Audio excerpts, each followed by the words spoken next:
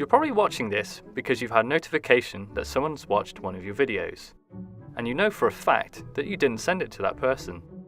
Chances are that one of your employees has turned into what we like to call a cookie monster. Let me explain.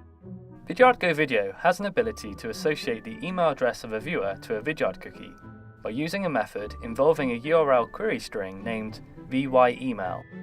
One benefit of using vyemail is so you can receive email notifications back into your inbox, but if it's misused, you will start to see view emails that are not accurate. The email that you can see here will be similar to what you've seen come into your inbox, indicating that someone you weren't expecting had watched the video. To fully explain why it can be misused, we will act out a typical workflow that causes problems. In this scene, we have Ben, Anne and Ryan. Ryan is the person who ends up receiving the incorrect notification, and Ben ends up to be the cookie monster. You'll find out why this happens shortly. To start, Ben decides to draft an email containing a Vidyard player to Anne from his machine. In order to identify Anne as the viewer, Vidyard has automatically added the vyemail query string to match her address.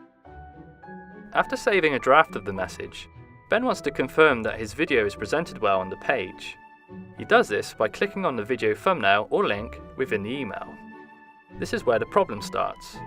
The link contains a query string that's only associated to Anne's email address. Now that Ben has checked the page, his browser cookie has become associated to Anne's email address. In the next stage, Ryan sends Ben a somewhat confidential viewed it video, and Ben proceeds to watch it. This data is then sent to Vidyard, and emails are generated. Ryan is now panicking because he receives email notifications that both Ben and Anne have watched 100% of the video. He wonders how Anne got hold of the sharing page link, but Anne has no idea what's going on.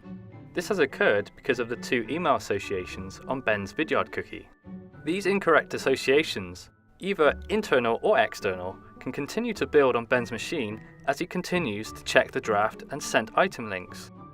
If you feel that this is what's happening in your organization, you must ensure that sharing pages are always checked without the vyemail string.